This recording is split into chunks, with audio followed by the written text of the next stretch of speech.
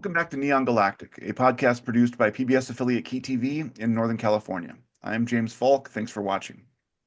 I'll be joined in hosting this show today by my good friend and science educator David Stuss from Camosun College in British Columbia, a brilliant and forward thinker on many of the topics we cover here on Neon Galactic.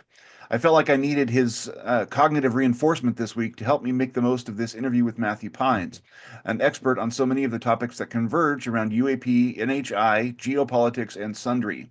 He's an increasingly important voice as the conversation gets real fast. Pines is about what you'd get, I think, if you tried to assemble a mind perfectly appropriate to this moment we're all living through. He's the one I'd nominate to head the Alien Welcoming Committee, one of few perhaps best equipped to assess the science, the risk, the politics, and the magic inherent in beings from some place or someone else suddenly making themselves known. He's versed in physics, philosophy, politics, economics, and so much more, and in recent podcast appearances, he's emerged as someone capable of tearing through the veils of illogic, partisanship, and science fiction to hone in on the deeper and fundamental questions we all want answered. Having just read his novel Expectation Value, I now know that he's also a brilliant writer with a voice that's vibrant and often hilarious, poetic, and provocative. I encourage people to pick it up, though I promise you'll find it a challenge to your operative vocabulary. In a good way, you'll need to keep a dictionary close at hand. See the link below. Today, we could talk about the book, the state of things in the UAP topic, the creeping advent of AI, and how the condition of the world in this moment impacts these broader conversations. And to some extent, we will. But above all, I'd like to explore with Matthew how he's thinking this universe works. We've had some hints in other interviews, and we're anxious to dive in a bit deeper and explore what this new terrain may be telling us. That last ontological bit, for myself and for David, I believe, is always the most fascinating. To badly misquote two good friends of ours, what are we living in, and how does the human mind relate? Thanks for joining us, Matthew. Thanks for having me, and appreciate that wonderful intro. So it's an absolute thrill to talk to you. I've seen you on several podcasts recently, and you always strike me as a really, to double use the word, vibrant mind. And I appreciate people who can see through the bullshit. And there's a lot of bullshit that flies around this topic. So it's refreshing and edifying sometimes to hear from people who are critical thinkers in that regard.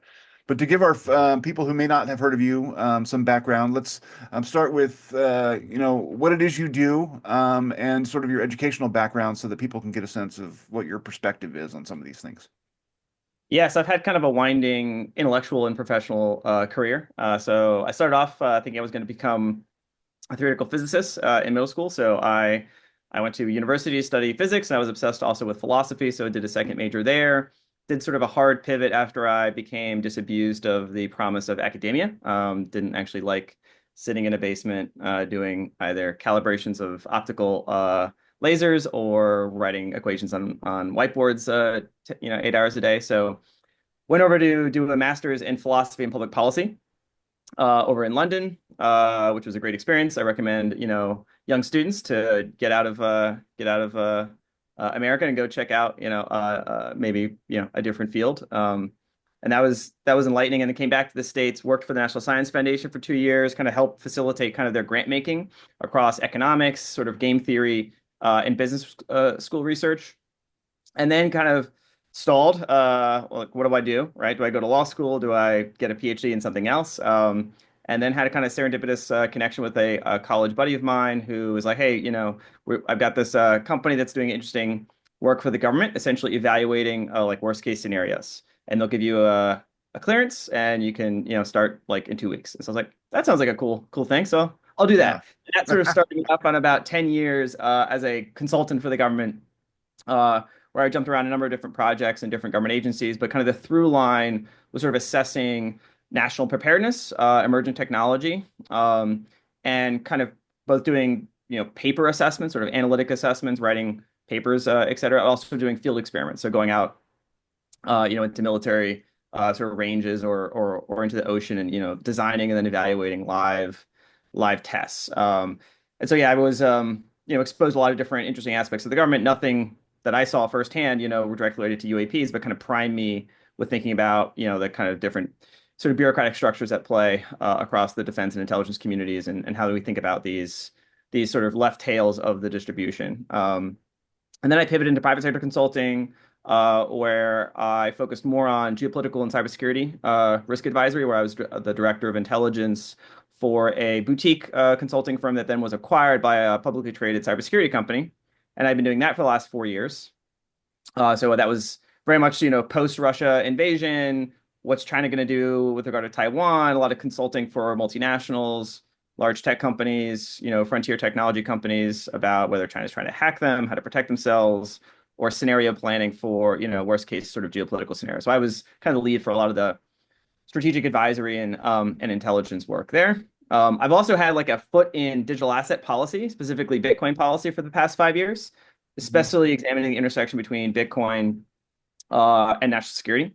And so I've helped like this think tank kind of start off, as kind of like a virtual thing about 5 years ago, and it's grown into a very substantial think tank. And I recently just joined full time as the executive director there to really help meet the demand for strategic level policy guidance in DC as Bitcoin has become kind of a geopolitical asset, and as national leaders in the U.S. and across the world are now engaging with it. It's taking on a much different dimension in terms of its implications for national policy, national security, and our overall evolution of the global system. So that's kind of I've spun a lot of different plates, and then the UAP thing will start off again kind of as a side intellectual interest a number of years ago.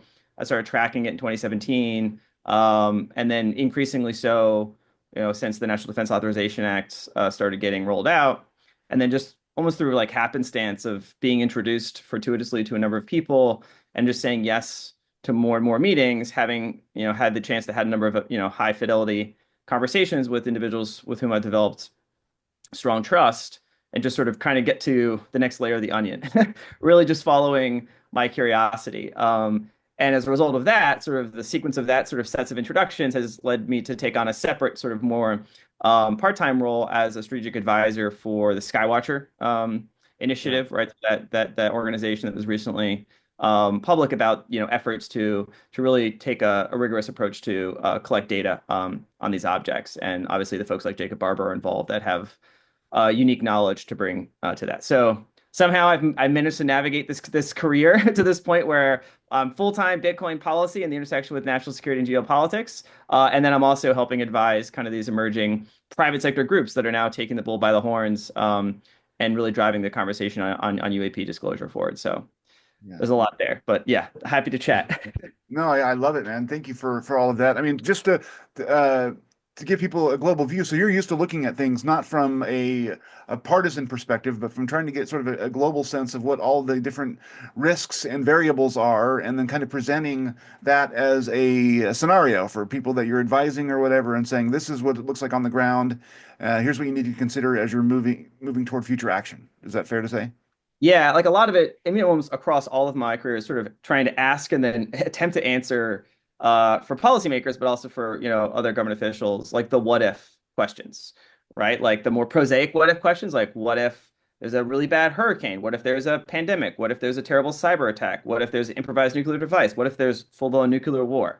And so I was, one of the people helping to sort of ask and help the government and then the private sector kind of ask and answer those sorts of questions. And then the Bitcoin question is like, what if Bitcoin continues to monetize to reach some, say, parity with gold over the next 5 or 10 years, right? Maybe a prima facie implausible scenario, but one that now is not impossible and will have geopolitical impacts if it does occur. So you want national leadership to like take a serious hard look at that and not be surprised. And if it, the path dependency between whether it's the US or China or the Middle East that is positioned in that scenario, that has strategic implications. And then of course the UAP question is like the ultimate what if question. Like, what if non-human intelligences are real? And what if they have been interacting with humanity? What's been the nature of that interaction? And what if there are technologies associated with those NHI that we have retrieved? And what if we have successfully reverse engineered those technologies? Those are each huge what if questions that Yeah. may, have prima facie seemed absurd and more science fiction that I think are now not so absurd or science fiction, and now have direct policy and strategic relevance for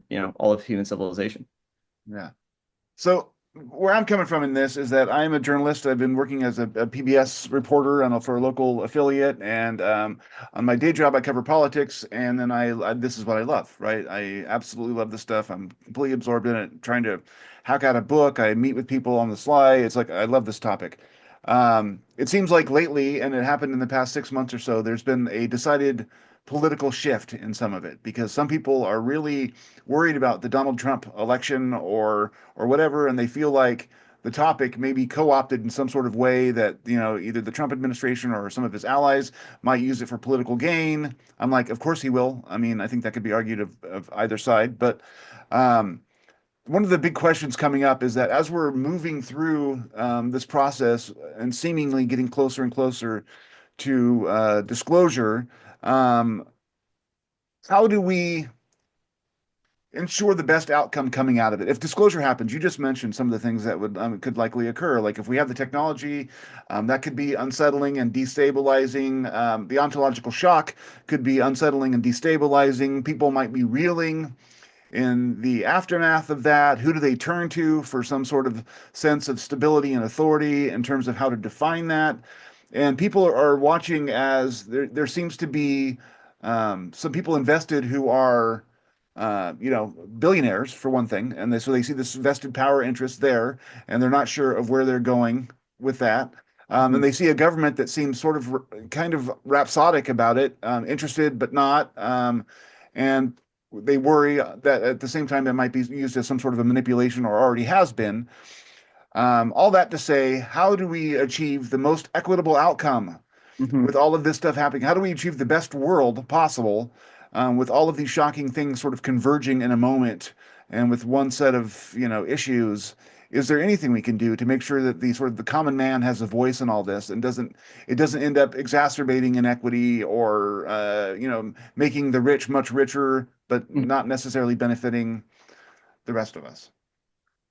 Yes, I mean that's a very important question, and it's one that we're gonna have to keep addressing as this process unfolds. And right now, I think the most immediate thing is just shaking the taboo, because that taboo is what is really holding the current like information asymmetry sort of in play, right? We just have to be in this moment sort of pre-disclosure where high fidelity information is coming out, but it's coming out through kind of, I would say, a process sort of elite percolation, and folks that just happen to have been intellectually and psychologically disposed to this question for a long time, and therefore are receptive to and able to pick up on like the little data points that are being hinted at, and also paying attention and willing to take seriously the claims of individuals like David Grush and Lou Elizondo and Jacob Barber. And if you do that, you are in a better position to sort of intellectually make that jump, right, to the post-disclosure environment where you're not as surprised, you're not in the back heel. And ultimately, right, information is about how people inform their actions. And so if certain individuals have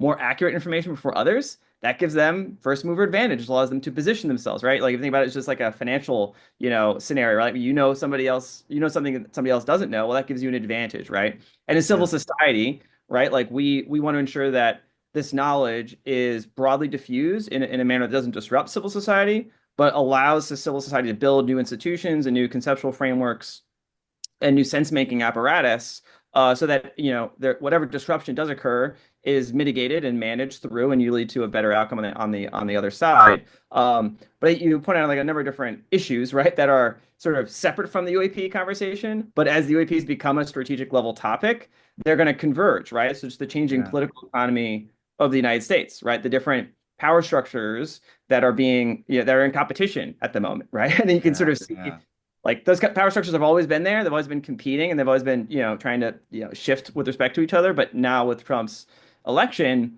there's been a dramatic shift in sort of the power of one, I would say, structure over another, right? And they're probably loosely defined. I don't think it's like a single team fighting against another team, but there are clear differences that have come to the fore in terms of, you can think about, the American political economy essentially is like four main power clusters, right? There's like Wall Street, high finance, sort of DC, sort of political, and sort of the national security apparatus. There's the West Coast, sort of Silicon Valley, elite with kind of the Hollywood, second order. And then you have kind of the Texas sort of oil, sort of heartland power structure.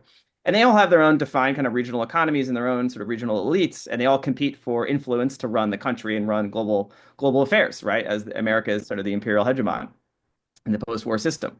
And so we're seeing a new configuration of alignment between sort of different sets and subsets of those different power structures. And I think some good number of those are also paying close attention to the UAP topic. And it's unclear to me to what extent like this is now looming center or just sort of on the periphery, but is on the way in. But I think that is something to pay close attention to, especially as you see one of the major battlegrounds of not just U.S. Politics but global politics is over control of technology, right? Technology and knowledge, and this is what drives our economy, right? Like cutting edge technology is the U.S.-China competition, like it's driving most of our major policy moves on the international front. And it's also what drives the distribution of power inside our system, right? So the rise of Silicon Valley, right? The types that run Palantir, Anduril, these AI companies, they have accrued dramatically more power relative to, say, the defense industrial primes, Lockheed, Northrop, Boeing, et cetera, which, credible allegations point to as they've been the main custodians of the UAP secret for decades. And they have been able to use their political power in DC as the defense industrial primes to jealously guard and essentially, kick anyone out that tries to penetrate their walled garden. What we might be seeing now is a structural shift in the power dynamic between, say, that part of the U.S. Sort of structure and these sort of rising challengers that now have control of the White House and Congress. Remains to be seen how this will shake out, let alone how it will affect the UAP topic, but is a fundamentally new dynamic at play. And, this is a challenge. Like, I'm fundamentally a liberal and I believe in democracy, but I'm also a realist about analyzing the power structures that democracy is essentially governed by, right? We Yeah. live in a representative democracy where these power structures are sometimes more obscured and sometimes they come to the fore. I think we're seeing them now in open competition. And so that's actually useful because you can kind of draw the lines around them a little bit better. And I think the David UAP was saying topic that. Yeah. is one of the most important ones for civil society to sort of reassert itself, right? Because the two critical questions at stake right now and the sort of hotly contested arenas inside DC is not just the disclosure question, but the accountability question. Because the core of the allegations coming out of David Grush and Liu and these other gentlemen is really not just that the fact of non-human intelligence is true, but that those sets of facts and the related government programs have been unconstitutionally and illegally withheld from government and even sometimes executive branch elected official oversight, the president and vice president. So you have an accountability problem as well as a kind of this ontological disclosure problem. And I think the current sets of national leadership that's now coming in have to grapple with both of those questions. And, I think you need, at least in principle, to sort of solve the accountability question first before you can sort of come up with your disclosure solution. Because you need to know what you're going to disclose. And if that's not, something that you've been read into, or the people that custody that information, those materials, and that knowledge, don't feel like they're accountable to you, well, then your whole disclosure plan is not going to get off first base. And so we're seeing this battle play out between these sort of different power structures and the legacy programs and the new, elected constitutional officers to try to assert themselves. We'll see how successful they are. And then the disclosure question about what information then is then sort of, part of a controlled disclosure effort. And then the last thing I'll say, this has been a bit of a disquisition, but I love last it. piece, that's really about the official disclosure process and sort of the political dynamics associated with how we think the current government might approach it. But then, as you see in, say, the example of Skywatcher, right, and Jacob Barber, is that these are privately funded initiatives that now have the knowledge and capabilities and skills to potentially create a parallel track for disclosure. That Yeah. doesn't necessarily rely on the government, getting its act together and coming up with a plan and studies and analysis. And so if it turns out that the skies are not classified and that you can leverage techniques that are unclassified to collect high fidelity, somewhat dispositive information about the phenomenon and bring that to civil society institutions, academics, researchers that maybe have shaken off enough of the taboo to take a look at the anomalous data seriously, that can move the needle in the public sphere quite far without, the Rose Garden, podium announcement or without the UAP Disclosure Act. And so I think for me, it's about a parallel track. The civil society, I think, needs to develop its own institutions, its own private sector efforts, its own nonprofit efforts. Things like the Soul Foundation, you've seen a number of organizations have just recently come together to try to fill that gap. But it's a huge gap, and I think only these initial efforts are only just the beginning. Yeah. Fantastic. David, I haven't given you much space. If you want to jump in Yeah, anytime, yeah. I please feel just had free. a question to follow up there, Matthew. I was wondering if you thought there were any unique concerns about, let's say, if what we might call the Silicon Valley oligarchs, if they become ascendant in the power dynamic, are there any unique concerns that are going to emerge there relative to, say, the more corporatist traditional structure we've seen over the last decades? Yeah, I think it's something to pay very close attention to. There's different types of concerns that one could imagine, right? And it relates to concerns over whether this technology will just be essentially, old boss, same as the meet the new boss, same as the old boss, right? Type scenario where you just go from a scenario where it's fully compartmentalized, shrouded from view, but instead of it being like in a Lockheed, bunker or hangar, it's in a, Anduril bunker or hangar, right? But from the standpoint of the rest of society, the rest standpoint of what we think of as disclosure, really not much has been shared, right? That I think would be a failure mode, right, for this process that's underway that we want to guard against. Um, and so I think, that's a concern, right? I think we're still very much in the open field, right? I don't think the plays have been called, let alone like the game, fully clocked down. And so I think you would expect though, right? Once people get the scent, right? Like the first movers would be the richest, most powerful people, right? That their egos to first order are going to be offended by having not been told, right, about something as world shaking and significant as this. So they would just be motivated, as you can imagine, to focus all of their attention on that subject. So just because a billionaire is moving in the subject, I wouldn't necessarily see that as like an act of bad faith. It's just be like, well, that's what I would do. Like any human being would be Yeah. like, okay, how do I marshal all of my resources to try to answer this question that, has apparently been withheld from public view? And then it's a matter of their intentions. Is their intention to do it in secret, to sort of hoard the new knowledge and keep it for themselves and try to narrowly exploit it, right? That would be, I think, a bad faith, sort of malign intention by that, by a subset of that sort of power elite. And where there's a much more, public good oriented, hey, almost like charitable, right? But where you want to drive efforts, and you want to incentivize efforts in the public sector. You want to also incentivize individuals from, say, the legacy programs to come out of the legacy programs and to sort of carry their knowledge and skills into the private domain where they can catalyze businesses, they can catalyze an ecosystem. Because ultimately, this is not just about the knowledge of non-human intelligence and like the associated, implications for humanity, but if there are critical technology and scientific breakthroughs at issue that have been withheld from, the rest of society, you need to have a whole ecosystem develop, right? Because you get if there's a branch of knowledge that has essentially been, either sawed off or kind of tucked away, the whole bunch of the legacy ecosystems of academic research institutions and then, all these innovation pipelines from startups to, large multi-trillion dollar, companies are going to have to take a whole new look at the basic paradigm they're operating within. And there might be new competitive opportunities that emerge. And so we're in this like very nascent stage of, how does that get catalyzed? And I think, yeah, we want to avoid the scenario where it just is, yeah, kind of new boss, same as the old boss. So I'm very cautious of thinking about, okay, what does the implications of this look like if you just get kind of that kind of recapture essentially of the material and it doesn't diffuse.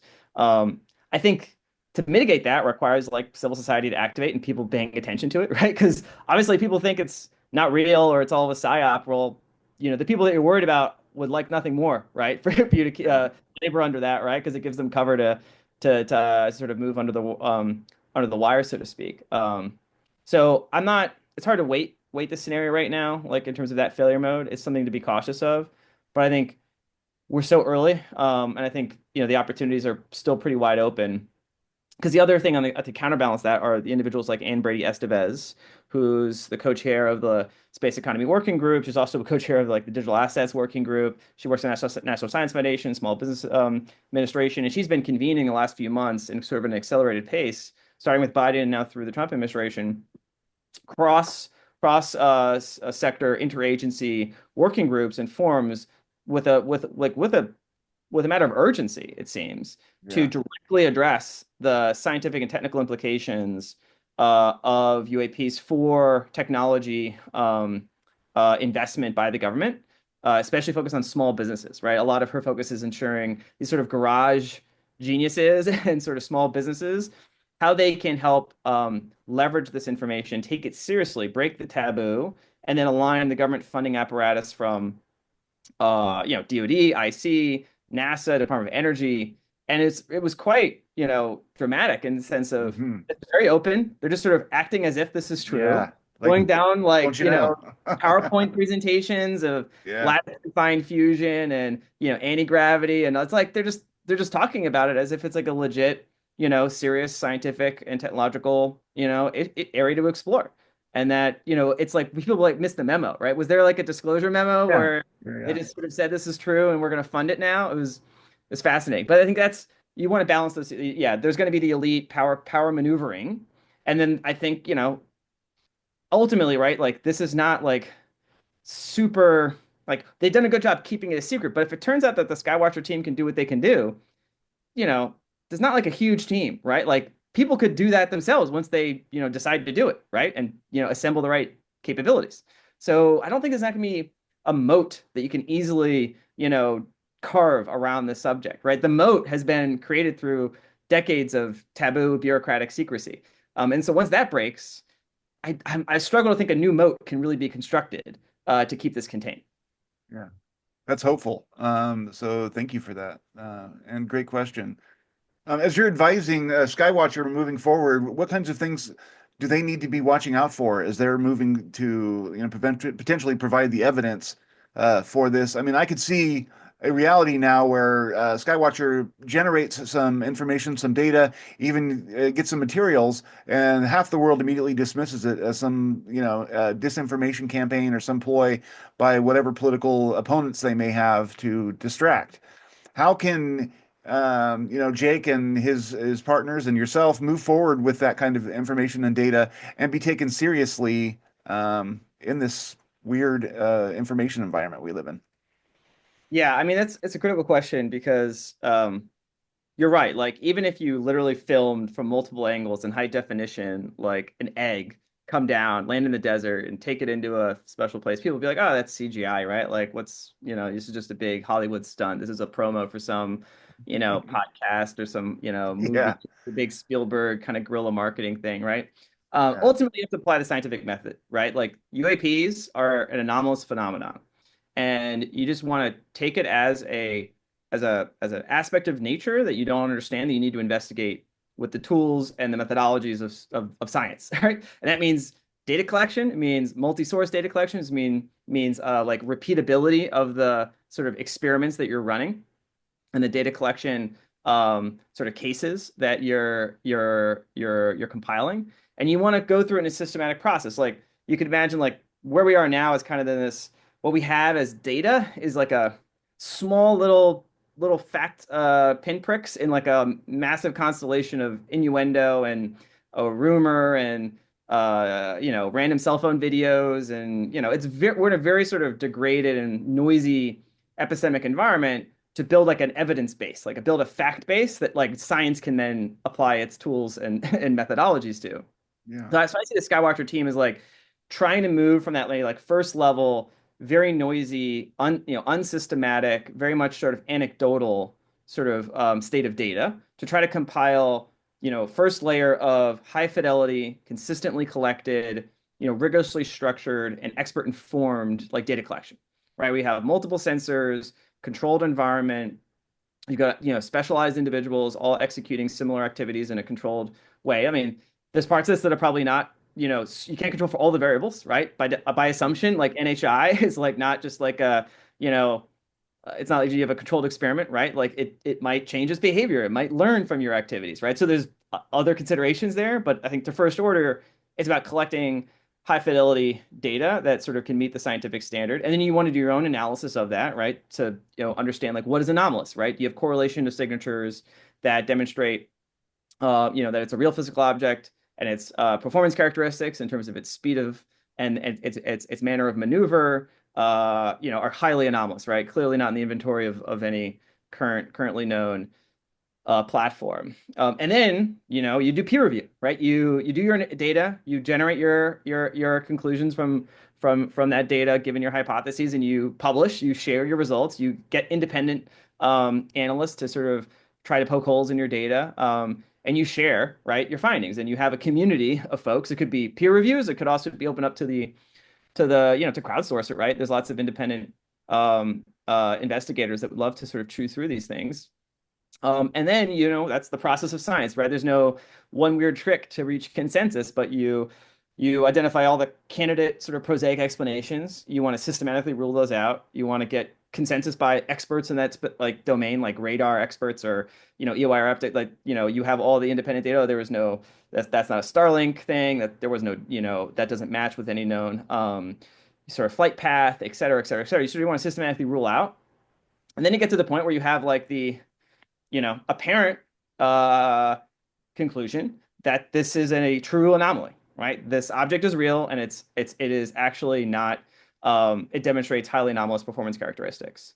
You do the same thing if you collect material, right? If you collect material and you have pictures of it, this doesn't look like anything we have.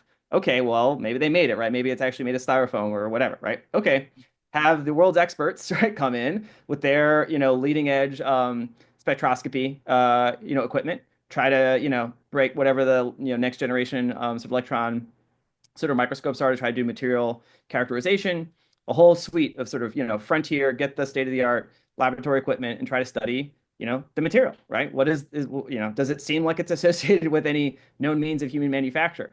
And if the world's leading experts in these different materials and their the relevant analysis say, we have no idea how this was made, it doesn't say it was made in Alpha Centauri. It just means that it's not something that came out of any known human, lab or manufacturing process.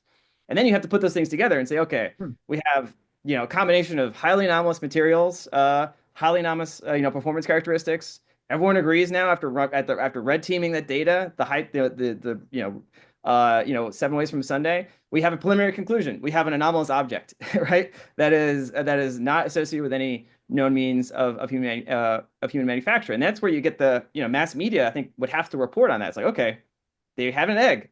All the best scientists studied it. They have the radar returns.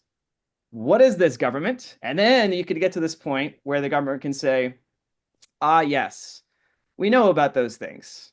We concur with the assessment that that is non-human technology. And then you get what you might call affirmation as opposed to disclosure. And that maybe is like the last little point you reach where now it's like everyone goes, huh, what does that mean?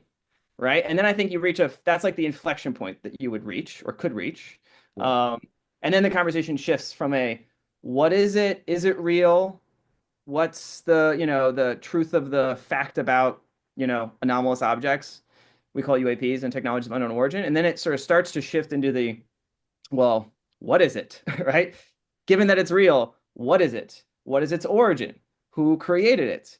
What are the intentions and other capabilities associated with the entity or entities that created it? And then you're in the much, that's where like like the hourglass of kind of the analysis and sort of dispositive evidence collection reaches that like crux of affirmation or disclosure, and then it explodes back out again, and you get all these other questions, right? Sociological, religious, geopolitical, et cetera, right? But you kind of have to first kind of go through that crucible, right? First.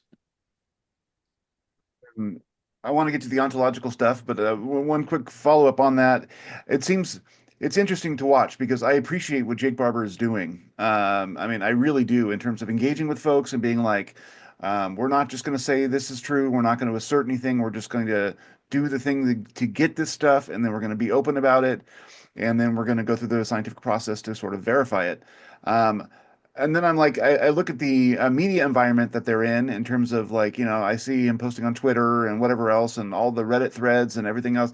It seems like it's going to be, to watch this unfold is going to be a massive zoo of like noise and argument and all the stuff that pops up. And I think by design, in a lot of cases, to kind of muddy the waters.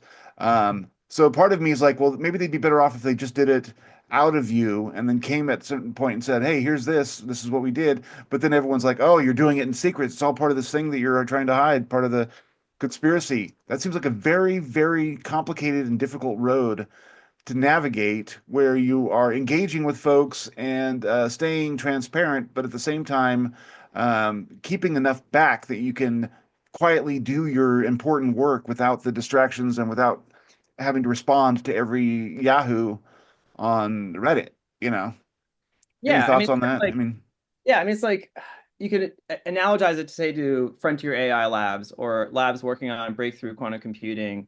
Again, it's the analogies are not perfect, but like any private effort that's trying to like break through the frontier of known science and technology, right? Implicitly, they want to keep some things proprietary. Like that's the whole sort of point, right? Is you want if you just give everything away, right? Then you also don't want to give away information that is that's half baked, right? Yeah. Because if you haven't, stress test it yourself, if you haven't like scrubbed it for noise or error, right? Well, then you're just putting out potentially bad information, right? So you want to be rigorous, you want to be thoughtful and deliberate in terms of going from data collection, internal analysis, red teaming analysis, independent review, and then publication, right? That's scientists don't just like live stream their raw sort of bench pop data, right? Right? You collect it, you clean it, you get the grad students, and then you send it out. You have your peers across the hall come like, hey, there's some weird anomaly I got on this, right? Can you double check it for me? So there's a whole process, these sort of heuristics in the scientific method. Just in this subject, right, because of its nature, just attracts a lot of emotional energy, right? Rightly Yeah. so. But then it's also right about potentially disruptive knowledge, right? Just disrupt. It's not just like a scientist is going to worry about publishing a graph on his Twitter page, and then half the world freaks out, right? Right. So there's a second layer of consideration. It's not just normal science, right? The stipulative success criteria are going to be that you result in, or that this effort results in information that would be quite significant, right? Maybe among the most significant. And so you would expect there to be a lot of social contention around the truth of that, right? You'd want there to be a high bar for people to apply. And so I would expect, the Reddit threads to go bananas. It just is, right? But I'm not sure that's a huge, in the end, right? Data is data. And then you just need to collect to the point where not everyone's going to believe everything, right? Like, Yeah. like people still don't believe in lots of things that science thinks is settled, right? Right. But what really matters is from a policy perspective, bridging that gap between if the government say can't get there in time or is slow, that there's a bridge between knowledge that starts to accrue and sort of more and more people starting to take seriously in the scientific and academic and professional domains about this phenomenon that then starts to build that sort of one half of the bridge. And then the government, right, doesn't have to build the whole bridge, right? They can kind of just meet halfway and they can put a capstone in, and then other people can start to walk across it. Maybe people don't trust the bridge. Like, okay, but some people will. And then people will Yeah. look at it and they're like, oh, well, it didn't collapse into the Didn't fall water. down. Yeah. Then it just becomes a bridge, right? I don't know. And I just think that's how this topic is going to have to evolve. And it's going to take some time, I think. But you're right to point out, like, yeah, if they just did this without telling anybody, I mean, for me, I probably wouldn't have gotten involved, right? Because I would, Yeah. what's the ethics associated with that, right? Like, what's the actual motivation here? Like, what's really holding you accountable, right, to this activity? And so I think it's a marker of their immense good faith that they're willing to take all Yeah. the slings and arrows of Twitter and Reddit to like do this in the public domain, which are Mhm. going to attract everything. And so it's a grift, it's cringe, yada yada yada yada. But that's the cost you have to absorb in order to do this, I think, in the right fashion. Yeah. David, you got a question? Anything you want to throw out there? Um, I was wondering, so I've heard you refer in the past to Nick Bostrom's notion of pulling out a black ball of knowledge, and every time humans make some kind of new discovery. Do you think there are compelling arguments for putting the brakes on this in the same way that some discussions around for AI, it's like we don't want this to get out of hand just because it may be you know too great a technological potential given the sort of psychological maturity of the species, if you like. Yeah, I mean, it's a very fair argument, and it's quite, isomorphic, right, to the AI runaway kind of concerns. And I don't have like I don't have a settled opinion on the subject, right? I have like a high level framework that I expect to continue to evolve as I learn more. Because fundamentally, I think you don't want to make that's fundamentally like a public policy decision, and you want to make it with the best, most accurate data, right? And I think right now we're in an unfortunate position where the nature of the secrecy is of like mixed potential motives, right? Like where maybe some of the motives are earnest, good faith, pro-social, public good oriented. This is really dangerous knowledge. We had to keep it a secret. and it needs to stay highly secure, highly compartmentalized, and we need to have like a very gradual process of using it to inspire the next generation of technological breakthroughs, kind of, the paternalistic, view from the moon sort of on human civilization, and we want to shepherd our civilization through this crucible of scientific discovery. Again, that's a plausible explanation for keeping this information withheld, but it's mixed with like the bureaucratic reality that's attested to by these whistleblowers, that the way this program has been run is not run by this sort of benign, paternalistic, public spirited, well motivated organization. It seems to be being run by somewhat craven, maybe psychopathic, violent, highly competitive, bureaucratic military and intelligence organizations, where their objective is to, extract the most sort of weaponizable capabilities out of it to further their sort of structural advantage in a competitive global environment. And so I think it's more, I hear that from people associated with the program, and it seems a bit like sort of self-justifying a bit. But then that doesn't really answer the question, right? But of like, well, what if it still could be true that there's black balls here in the jar that we're sticking our hand into? What does if you resolve all the moral and say political accountability problems associated with the legacy program, resolve those, criminal investigations, whatever that takes, right? Okay, fuse that part of the conversation. You still have this disclosure question, or the fact of, and the different potential tree of knowledge that is now, open for exploration. And if potential branches on the tree of knowledge have poison fruit for humanity, right? That's still a live question. And then whose responsibility is it to ensure that, we don't just go up and naively pluck one of those poison fruit? And I think, again, like, the only answer I have right now is essentially you need like good institutions, right? You need to have new norms that we don't have because this isn't like a serious topic. You see the debate playing out like in the AI sphere, and there it's extremely fraught because people impugn the motives, right? Oh, you're just an AI safetyist because you just want the government to like draw a moat around your frontier lab and make sure that no competitors can catch up to you.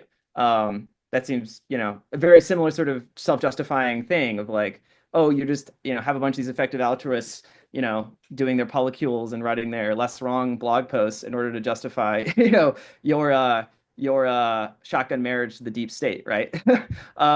I can see a similar argument, playing out here. Oh, you can't let everyone just get access to this. You need it can only be us, right? We're the responsible guardians. We're the best and brightest, et cetera, and we'll make the decisions on how to dispose of this in the public sphere. I'm inherently distrustful of that, but I'm not dismissive of the risk. And so I don't know. I'm fine. Like, I'm a fence sitter in that respect. I need to know more, right? Like, no one's told me. Like, I've had lots of these conversations, and I've formed like high confidence in a number of the propositions at play. I have not heard anything that like raises my credence in like the black ball risk that high. It's not zero, but it hasn't risen with these other things like the reality of the crash retrieval program, et cetera. And yeah, I think this is why this is why first off, like, society needs to like stop thinking about this as like this snicker and needs to take it seriously, right? It's sort of similar to what you saw with AI. I mean, I give credit to the less wrong folks, but they were taking it seriously, right? And they were kind of snickered at. And now it's clearly not a snickerable issue, right? It's a serious issue. And you need to have like public discussion, intellectual discussion. You need to get politicians involved. It's going to be messy, but you ideally get us to some sort of consensus, right? And maybe the one, hope is on both fronts. Like, maybe the AI can actually help us with that, right? Maybe it can help scout out the forest of possibilities and map out the territory and inform, risks ahead of time, right? So we don't just pull the jar, like pull the black ball out and go, oh, whoops, now we have a proliferation problem where everyone can, blow up the world, right? With like something they can order on Amazon, right? That's like the extreme end of the proliferation risk, right? With the weapons, you needed, centrifuges. So maybe the AI can help sort of look ahead and steer your hand into the jar and get the non-black balls, right? And then the other, potential exogenous assistance is the NHIA themselves, right? Well, we don't know really, the nature, like the taxonomy of origins here. And we don't know like whether their intentions here are fundamentally malign, benign, or indifferent, or want to help us succeed. So ostensibly they have survived pulling balls out of whatever black box they had to evolve through, so they could help us. Hey, like don't go there. Like this is what you want, right?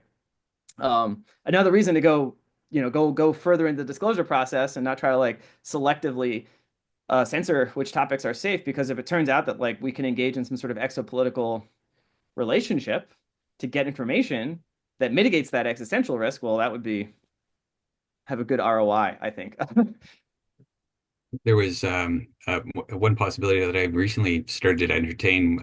It was on just an offhand remark in the podcast. I'm sorry, I can't remember the name. Estevez. Do you remember the name? And The, Brady and yeah, Brady. Yeah. and I can't remember the name of the podcast that they did, but it was part of that conversation. One of these, a remark about these smart materials of apparent NHI origin, which disintegrate when they're being handled by people that they're not meant for, as though they know the materials themselves know the intention of the individual, something along these lines. So it could be self-limiting in that way, and like to a degree that we can scarcely begin to fathom. It would be nice, like the good vibes self-destruction mechanism. That would be Yeah, yeah, that would be nice. Yeah, the only ethical, the good folks get the advantage. That would be perfect. yeah, ethical mission impossible. Yeah. So, to get to that ontology piece that I keep teasing, we heard, in your discussion with Jesse Michaels on American Alchemy, a lot of amazing things. You were talking, one of the things that was the biggest hook for me and got David and I talking about it was the notion that there is an idea about the roots of reality that sort of brings together both the quantum and relativity in a new kind of system where they're both, if I'm saying this properly, both kind of derivative. And so we would like to explore that with you. David, did you have a way that you wanted to start with that, or Yeah, well, I was really excited when I heard you talking about that on Jesse's pod. It was just a tour de force explanation, really fantastic. And I was drawn to that material personally. I have some not in a UAP sense, but kind of an experiencer background, and as a consequence, have been like always dissatisfied with physicalism. It just seemed completely inadequate. And so there's been this ongoing search for me personally as like what kind of ontology or what kind of framework is going to be adequate to explain, not leave anything behind, right? We want to do that kind of the kind of paradigm shift that encompasses everything that we already know, but also includes the things that currently seem, impossible. And yeah, so it seemed like you also had some sense that there was something about this sort of Wolfram Gerard model that had the potential for that. And so, yeah, be very interested to have you expand on that further if you're Yeah. interested. Yeah, I mean, I'll try to keep it, digestible, because I can go down lots of these different rabbit holes. I guess a place to start, right? So when I was a wee lad, right, trying to get into physics and then philosophy, it was really motivated by trying to understand like what is reality, right? Mhm. And so physics is like a systemized approach that human beings have come up with to sort of create formal models of reality that are written in the language of math, right? So we've developed a whole set of say like conceptual toolkits for trying to create those sorts of models, right? So the whole work of math is to sort of create those tools, and then physicists doing experiments and creating theories and models sort of go into that bag of tools and try to pick out the right ones for that particular job. And then philosophers sort of sit back and watch all those guys at work and go, well, what does that really mean? You're creating a bunch of tools, not sure if they describe reality, a bunch of the math people. And then the physicists are picking up some tools that seem to work in a particular context, generating predictions, and they can do these experiments that seem to conform with those hypotheses. But the philosophers are stepping back and be like, well, okay, what does that mean? What is that saying about like existence? What is it saying about the world we're in?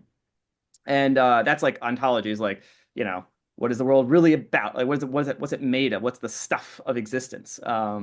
And and so that's how I was attracted to all of that stuff, right? And I don't really like the UAP connection is fascinating because it kind of forces human civilization, if the UAPs represent non-human intelligence, to kind of confront in a much more practical and pragmatic sense, right, some of these like more ineffable philosophical questions, right? Because by definition, whoever is operating or engineering these objects has knowledge about reality that we don't have.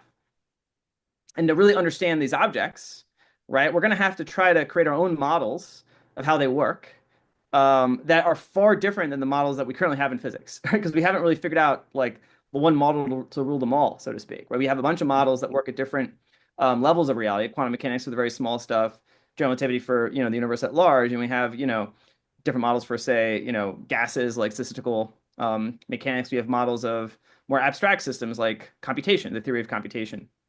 So you have these really well-developed theoretical models that we've now proven to a certain degree of precision in different domains. But we don't have like the master model, right, of physics, the theory of everything, so to speak. But the challenge of UAPs is that it's sort of, it's like an existence proof that someone out there has a better model of reality. Because what models of reality really do for you, right, why you bother, is that they allow you to create technology, right? Like all the technology we have in our civilization is downstream of some scientific, physical model that somebody wrote down, right, and then went out to try to test. And so UAPs represent a set of models that have inspired the development of very successful engineering, that is quite far beyond our current models. So this is why it's like, it's like you really, it should be like a starting gun to like really move beyond your current paradigm. It's like, hey, like somebody figured it out. Now, it's possible. So like you need to like, there's a target down range you need to start shooting at. So this is all maybe like a wind up to your question. Like, okay, so now we have these models of reality. Like, we're clearly not there yet. We're not there. We're not wherever they are. And we have to do some hard intellectual work to try to build new models.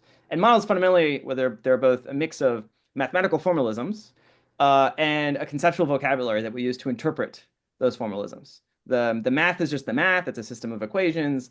You get trained in how to manipulate those symbols and sort of try to derive interesting results from interfacing different sets of formalisms. But then you have to interpret them in plain language to yourself and to others, right? We use English, right, to understand the world. And we have words like space-time as like a concrete example that, in everyday folk language, we use, like, we call space as sort of this box we're in. And the folk metaphysics, the folk ontology of most people is sort of what they learn in high school physics of Newtonian billiard balls bouncing around. And maybe you learn about general relativity as like space is like a rubber sheet that gets bent with heavy objects. And so you can visualize it. You get an image in your head. And then you just think that image in your head is what reality is, right? That space is just like a rubber sheet that bends, right? But the physics of, say, general relativity doesn't have like rubber sheets. It just has tensors, right? It has equations. It has really stress energy as numbers that go into a certain sort of mathematical structure. And we interpret it as saying, well, space is like this. And so we have this tension between trying to understand what reality really is in the math and then interpreting it with, our everyday language. And this is all like why we have to build these sort of towers of abstraction, right? That, build on things that we can sort of intuitively understand and then get us to that next level, next level. But you're kind of, this is why frontier physics and math is so hard, is because at the very sort of edge of that, or the very top of that tower of abstraction. And you have to kind of you have to have kind of climbed all the way up, right? So to speak, to kind of grok the next level, which makes like lay communication about these sorts of subjects very hard. It's why like often the popular scientists rely on these sort of metaphors and, the CGI imagery. Even in textbooks, when you're learning about like electron orbitals, right? They use colors and they use, kind of this fuzzy, area to demonstrate this is like the electron cloud. This is the wave function. And those are just pictures. They're just ways that kind of evoke some intuitive understanding. But we have to be very careful when we're like interpreting the physics that those are just crutches. Those are just like communication layers. And this is why I think a lot of physicists, in my view, have like a very bad metaphysics or very bad ontology because they take almost those artifacts that they've sort of developed in the textbooks as like being the ontology that they're talking about. Like that an electron just is like a point that has these that just is in the world, or is a wave function just is this thing. It just is this sort of mathematical structure. And they think about, well, that's all reality is. And so physics, in a sense, is the very empty description of the world. It's just is these mathematical objects that have certain properties that obey certain regular principles, right? Like conservation of energy, conservation of momentum. They follow like a geodesic path in a curved spacetime. There's sort of higher level symmetries that govern the types of particles that we see in the standard model. But when you try to ask the question like, well, what is an electron? Like, what is spacetime? Physicists themselves really can't tell you. Like philosophers try to answer that question. And this is where you have to kind of stretch beyond what physics says. To your point, like you said, like physicalism. Physicalism is basically the view that all there is just physical stuff, which in a certain sense there's just mathematical structure. And when you say it like that, it sounds kind of incoherent, right? Because, well, how can you have a world of existence that's just a mathematical structure? Unless you just call those mathematical structures, well, they're just real things. But then you have to get into this argument of, well, are there, mathematical structures that are not real? And then this leads you to like the version of like Max Tegmark, which is, well, I don't like that position because that's kind of an arbitrary distinction. So then I'll just assume all mathematical structures are real. And then you get to this sort of Platonism, which is fine. But then you have to look around and be like, well, I don't exist in every mathematical structure. I exist in just this physical universe. So I think there's that whole track sort of very metaphysically confused in my view. And I think it's much more simple to have this basic proposition that I subscribe to of like, reality has like two basic aspects. There's the physical aspect that we model through systems of formalism we call physics. Math gives us the tools. And then it has an intrinsic, internal aspect, sort of the view from the inside, which to my view is essentially exactly what we experience as first-person phenomenal consciousness. And that consciousness, the sort of bare ingredients of what we have as more complex, highly variegated consciousness as human creatures, is just a much more complicated form of something that's fundamental to reality.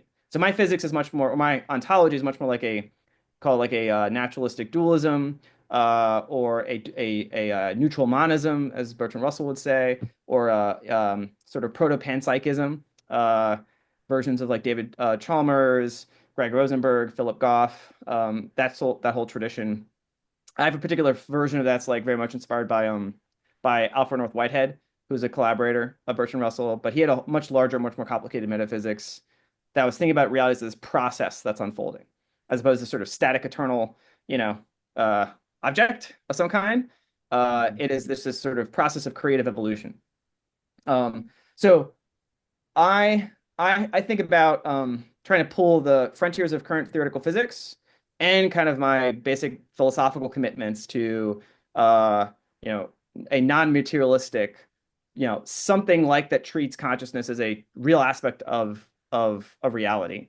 And just like a door that has like there's no such thing as a door that only has one side, just like a logical contradiction. Just doesn't exist. It's not like to be a door is to have two sides.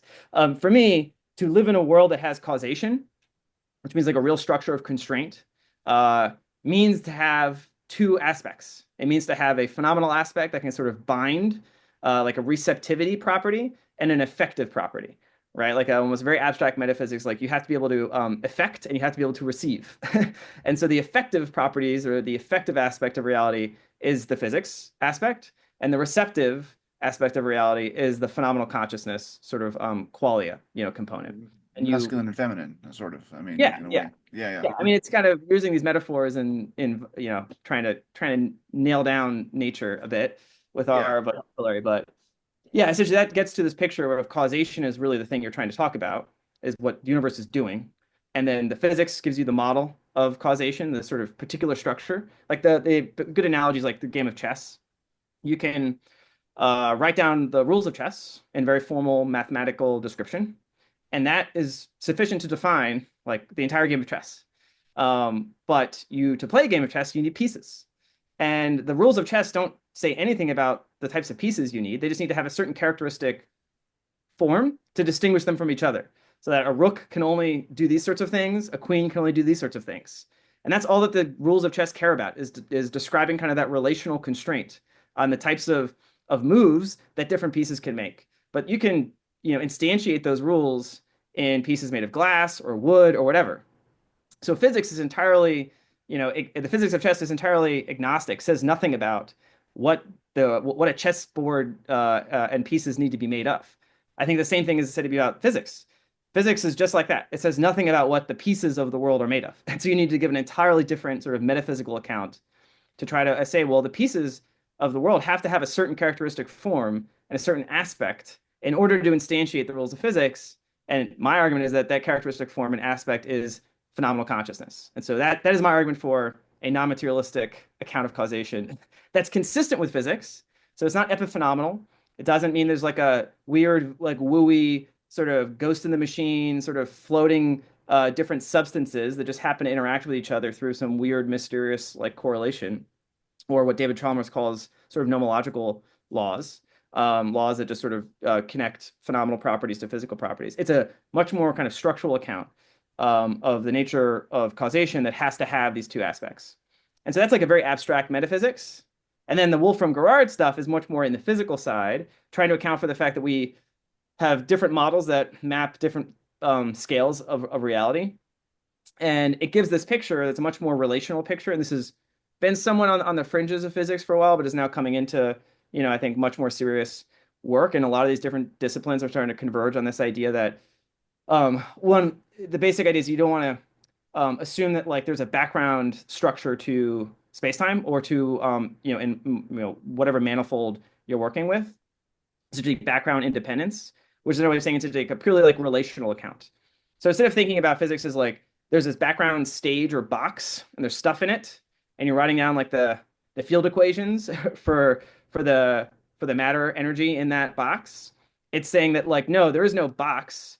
There is just individual entities. You sort of have to stipulate what those entities are. And then the physics emerges from just the relational dynamics associated with those entities. And so that's why I really like, different models of this have emerged, like causal dynamical triangulation, or in loop quantum gravity by Lee Smolin, Carlo Rovelli. The same idea is you have, some basic geometric, more abstract, entity that you write down, and then you try to see about what sorts of emerging higher levels properties does that basic simple structure give you. And they've tried to create results that show that gets you something like quantum mechanics and general relativity. But like in causal dynamical triangulation, the basic structure is like a triangle. So it's kind of constrained. In the Wolfram physics models, it's the most abstract. There's no basic geometric structure. There's just an arbitrary collection of points and nodes, right? Or nodes and edges, right? It's just a graph, right? But it's a directed graph. So there's a line with an arrow essentially pointing to another point. And that's it. You just start with essentially points and lines connected to each other, which you can also represent as kind of a combinatorial sort of permutation, right? You just write as like, if you label the points like A, B, if A and B are connected, then you put them into parentheses, right? And then you can basically rewrite rules.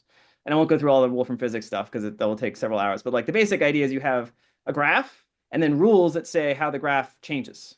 Delete an edge here, add a point, write a new edge. Sounds very simple. It's like almost the most abstract thing you can do that has some interesting structure. So you can model it as this sort of hypergraph that's being rewritten. It's evolving. The graph structure is changing. You can rewrite it as just a sort of combinatorial, evolution. You can write it as like a multi-way computational system. So there's different ways of modeling the basic formalism.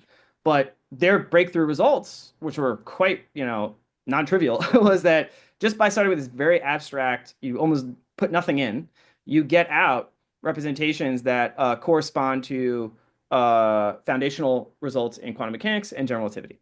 And so for me, it was a very highly suggestive direction to go into. They haven't proven everything, but the fact that they were able to get to, what they got to without putting anything in was highly suggestive. And for me, it's highly resonant because I try to think about like my basic picture of all this stuff. I don't have like a syncretic view of everything, is that you have fundamental like relational structure that's evolving. That's very much like the Whiteheadian kind of process picture of reality where, the universe is just complicated, almost infinitely complicated relational structure. There's no like fixed background.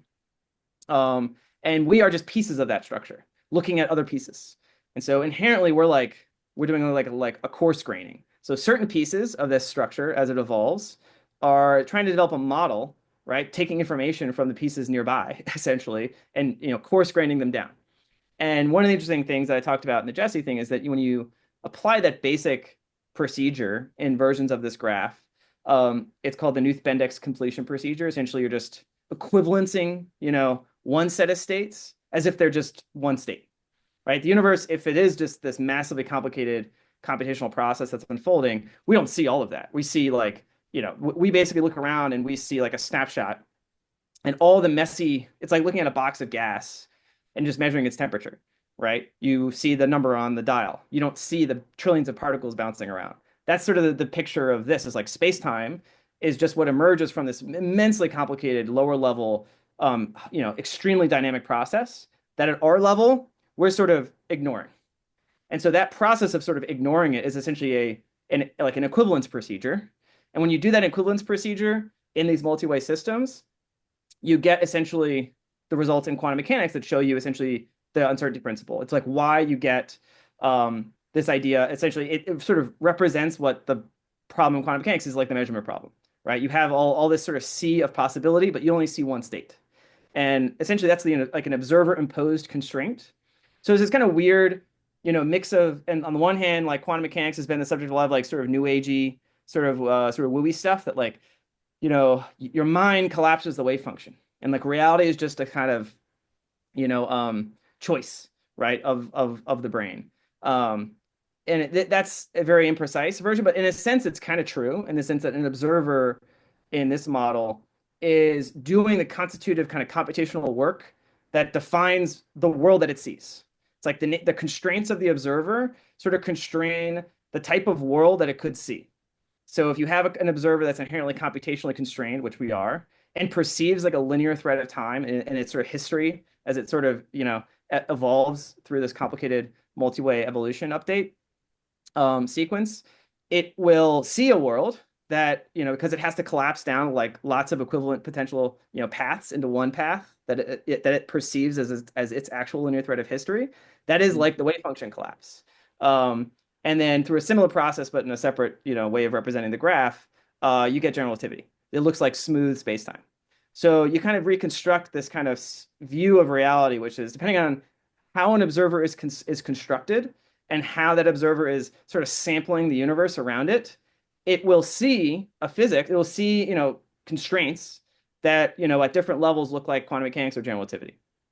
So the last piece, I know I've been talking for like half an hour. This is like, oh, this is what we wanted, man. This is wonderful. Thank you. This is really interesting because it's the intriguing thing of like, well, what would different observers see, right? Like what would say a super fast AI, right, that could sample the model, it could develop a model of reality at much higher level fidelity. Would it see the same sort of physics, or an AI? Would it see a different physics? And by seeing a different physics, almost by definition means like their degrees of freedom are different than ours, right? They're not as constrained as we are. Like to be the type of observer we are means we're constrained in the physics that we are now bound by, right? If you relax those constraints, like the inverse of us, right, would be an observer that essentially perceives all the different branches of that sort of tree of graph updates in sort of one sort of now wow flash, but has no persistent identity through time, right? So it only exists in that one single moment, but it can somehow sort of perceive, have a kind of, in my metaphysics, would have a conscious experience of all of those states, but then would immediately disappear from existence. Whereas we're like the opposite, right? Because we have a continuous memory, we perceive a linear thread of time. Essentially, to be able to do that, we have to, basically equivalence a lot of that into one.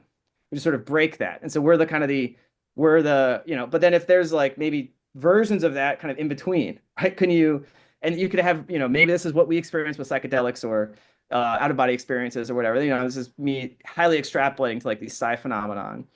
Yeah. Is if there's this computational process, the underlying reality, and if there's a computationally relevant constraint on observers that sort of stipulates the type of physics they experience as constraint, well then, if you have different observers that are, different, have different computational constraints or slice reality differently than we do, well then do they have different degrees of freedom?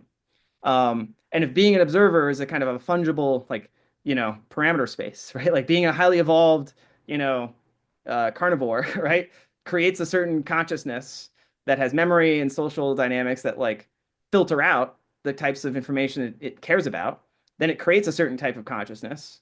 that we are, but maybe there are different, states of consciousness or ways of slicing reality that make you experience and also interact with a very different, set of degrees of freedom.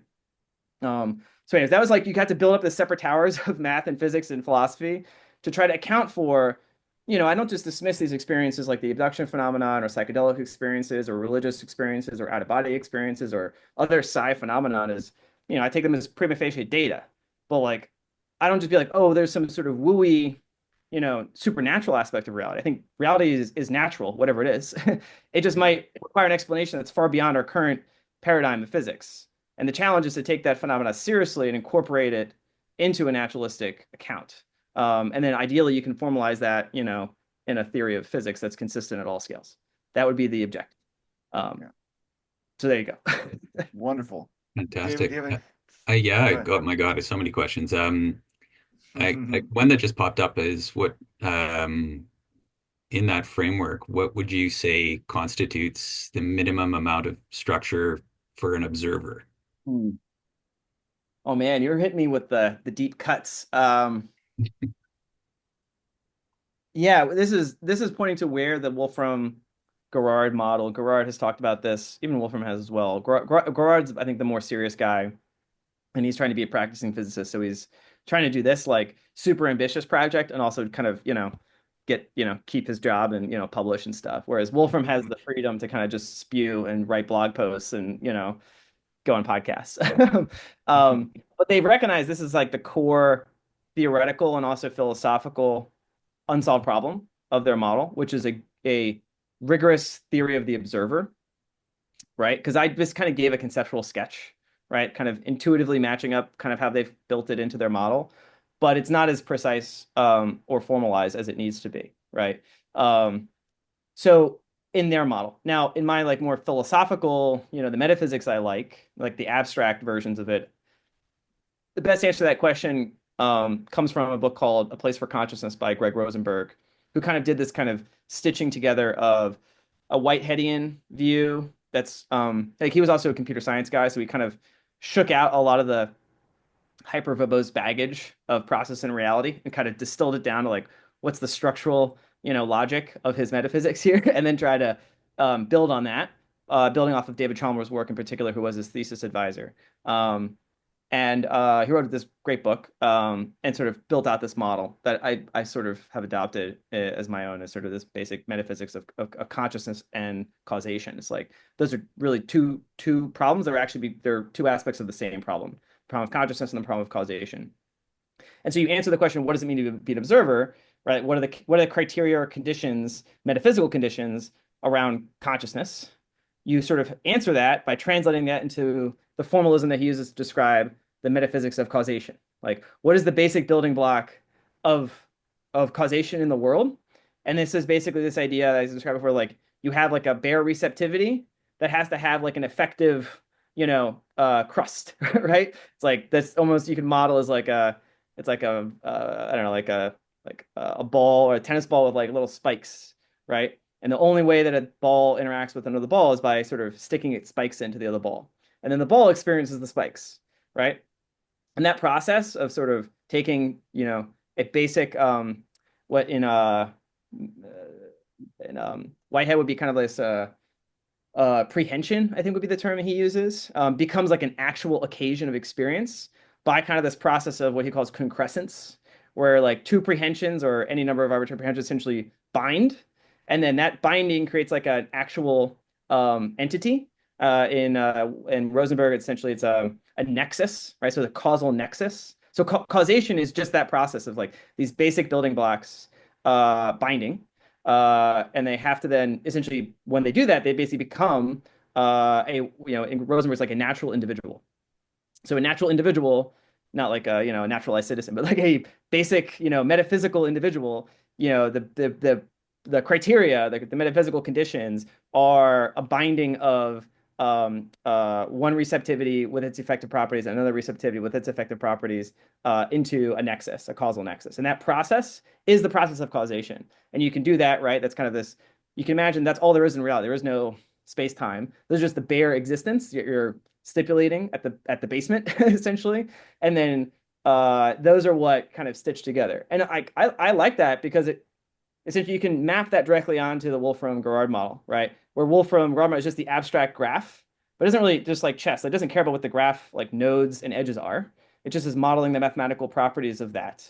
But in my view, kind of the inside those points and lines, right? The metaphysical process of that causal, computational process is this, is the structure that's being built and experienced from the inside.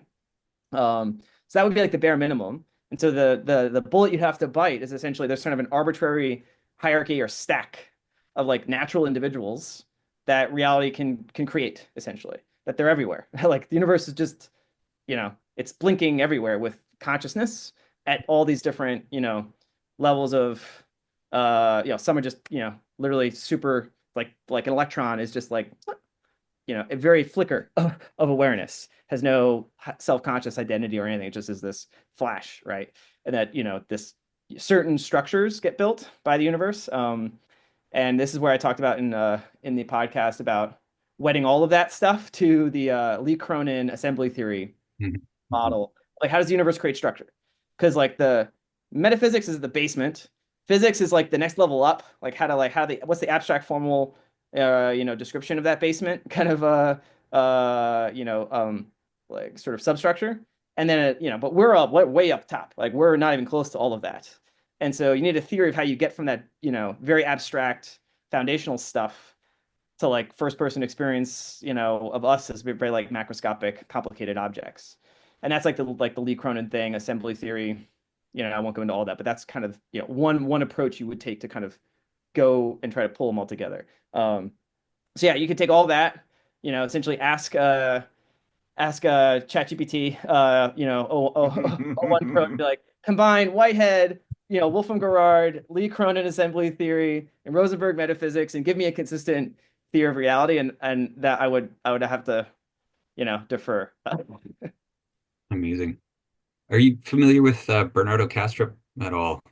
Yes, I've followed some of his interviews and his work, and yeah, he's a more like an idealistic version of this. Yeah.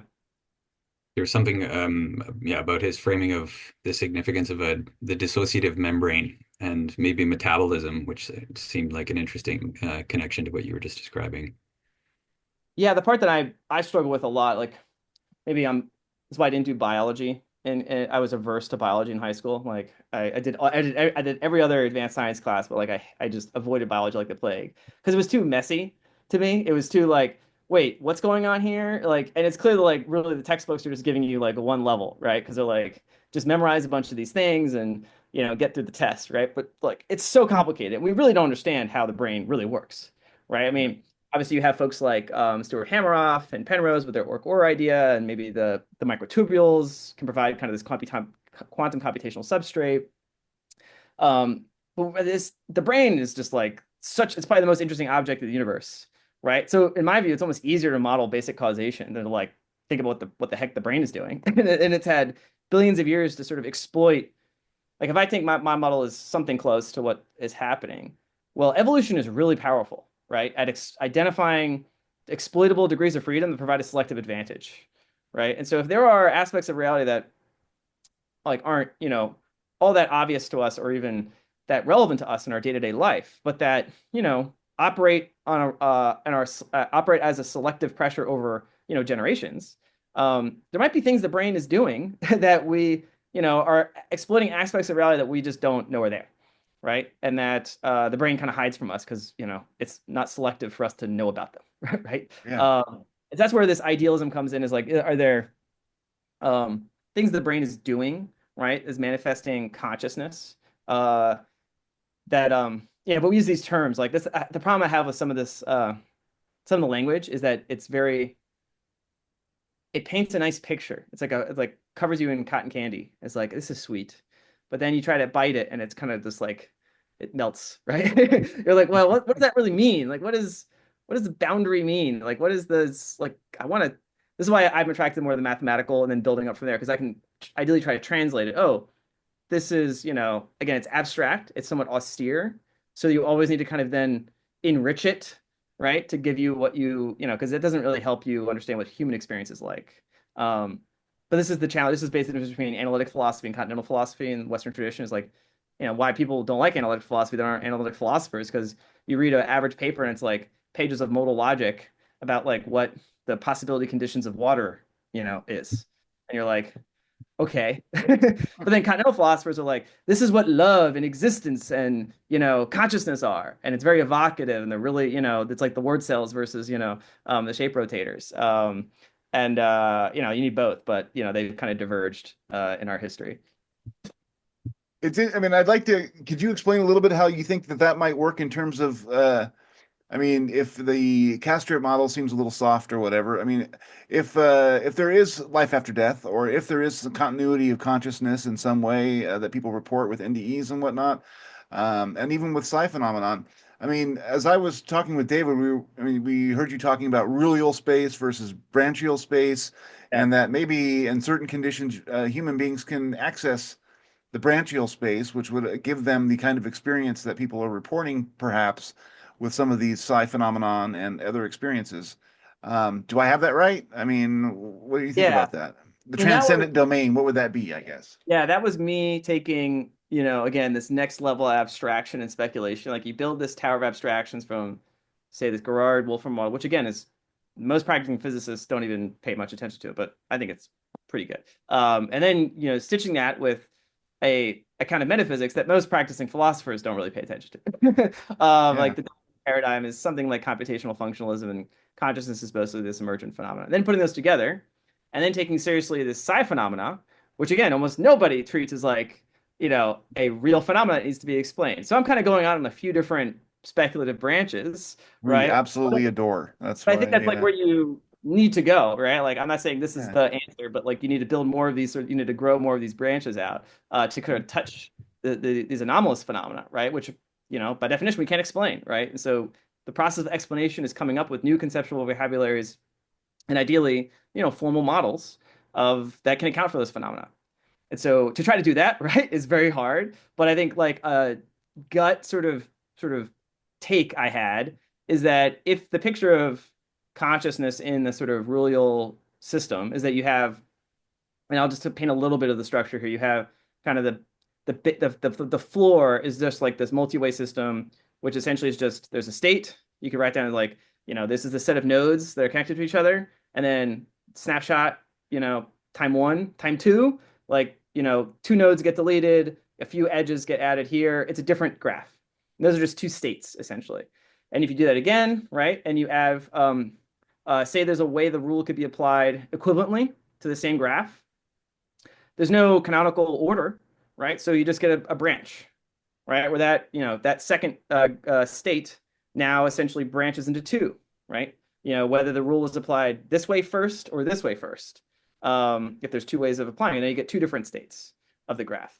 And then you could, so you can imagine this sort of arbitrary branching of the states of the graph as you apply it, just one rule, right?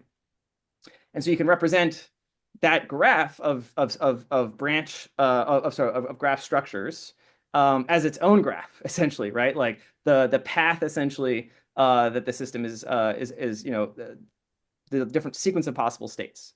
And then you can do mathematical analysis of those sort of that graph itself. And you get essentially that's like the causal structure. Essentially, is it tells you this graph was sort of antecedent to this graph, so it's kind of the causal parent of this graph. That's kind of Gouraud has like some technical issues with defining causation there, but just assume that's what causation is. It's just essentially the parent-child relationship in this graph structure. That's the causal graph, and then the branchial graph is essentially the space of all the different branches that you could get by applying a given rule. But then you could apply potentially multiple rules, right? And that gives you the rulual graph, right? Which is sort of like, again, imagining the like each branch itself branches. And so you get a representation of like that underlying process in terms of all the different sequences that system can go through by applying an arbitrary number of different rules, right? That could be applied in an arbitrary number of ways. So you get to an enormous amount of complexity. So they usually analyze these by, simplifying using very simple rules. But, there's no implicit reason why the universe would just be using one rule, right? Like there's one rule that writes down the equations for the universe. Wolfram thought that originally, but then they quickly realized it's actually not the right approach. that in fact, actually, if you think about a more abstract concept of like, what sort of structure do you get when you apply all possible rules to this type of system? And that's like a mathematically formal thing that you can analyze, right? Is because you can sort of represent this whole structure also as a multi-way Turing machine. So there's a whole bunch of tools from the mathematical toolkit that you can bring in on how to analyze sort of Turing machines. And you can just sort of transpose different representations. And so this concept of like essentially all the different paths a multi-way universal Turing machine can follow can be sort of formally and well, like sort of rigorously analyzed. There's a whole branch of mathematics that has been developed in basic category theory, sort of higher order type theory. And this gets way beyond my ken. I've just read a few papers and can, recapitulate the spew. But the basic idea is that you have certain, somewhat clunky language called things like homotopies, which is just a way of saying classes of abstract categories that are sort of similar in some way. And so the class of, say, rewrites that lead to a certain set of states that are fundamentally equivalent to each other is like a homotopy equivalence. You can sort of, represent those as, in category theory structures like a line right between these two categories. And so, you can do like, but you can sort of apply that arbitrarily high up, like the category of categories that are like one homotopy equivalent to each other is like another category. So that's like a homotopy 2, right? Homotopy 3, homotopy 4. So you can have, an infinite sort of tower of sort of homotopies.